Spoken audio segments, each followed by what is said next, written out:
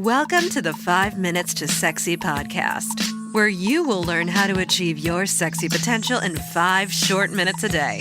Join Lucy, the sexy mama coach, on the modern day mama's journey to achieve a happy, fulfilling, sexy life. Hi, I'm Lucy, your host to 5 Minutes to Sexy.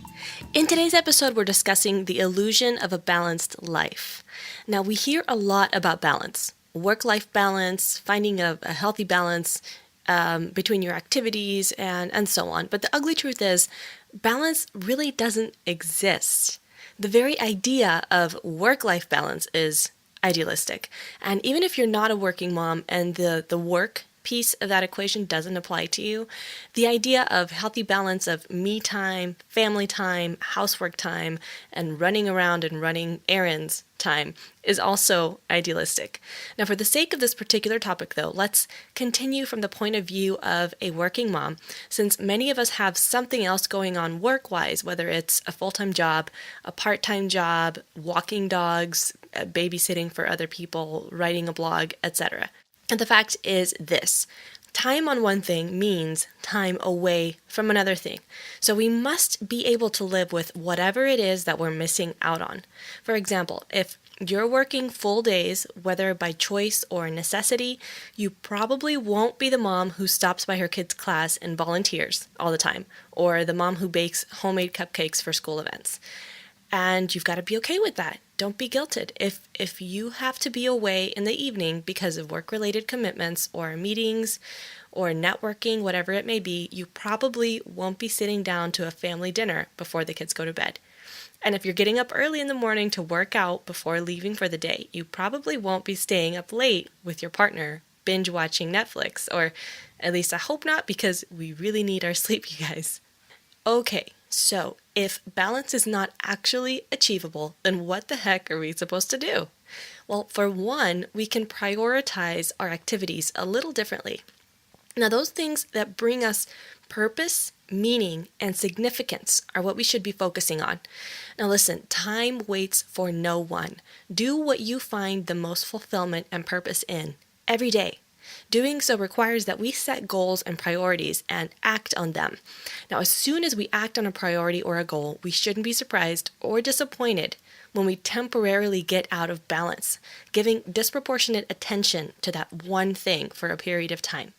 The real challenge is knowing when to pursue the even combination of your pursuits and when to go to one extreme or the other to see something through. And when you do make the choice to act on a priority that takes you to an extreme for a little while until you accomplish that goal, never go so far to the extreme that you can't go back. You see, life is a constant act of counterbalancing, and successful counterbalancing requires mindfulness and awareness, which makes it even more important to be present in the moment. So when you're at home, be present at home. When you're at work, be present at work.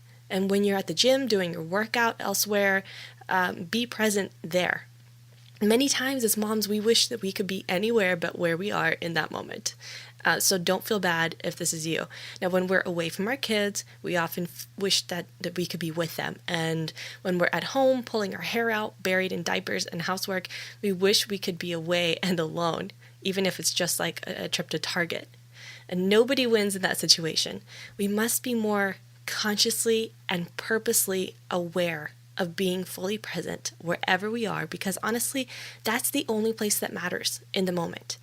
And if something else were really that important or more important than whatever you're already doing, then go ahead and do that other thing instead of letting the thought or a guilt eat away at you inside. And when it comes down to it, life is separated into 2 categories: what matters most and everything else. So knowing this, we've got to take the much needed time to identify our priorities so we don't let the less important stuff take away from our most important stuff. The counterbalancing act is a big part of the sexy mama lifestyle, and without it, we'll be running around stressed out, exhausted, wondering why we're not achieving that perfect balance in life and feeling guilty over it.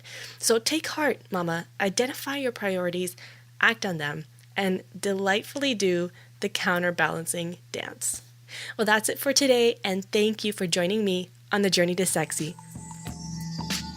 Thanks for listening to 5 Minutes to Sexy. For more on how to be a sexy mama, visit sexymamamovement.com. See you there.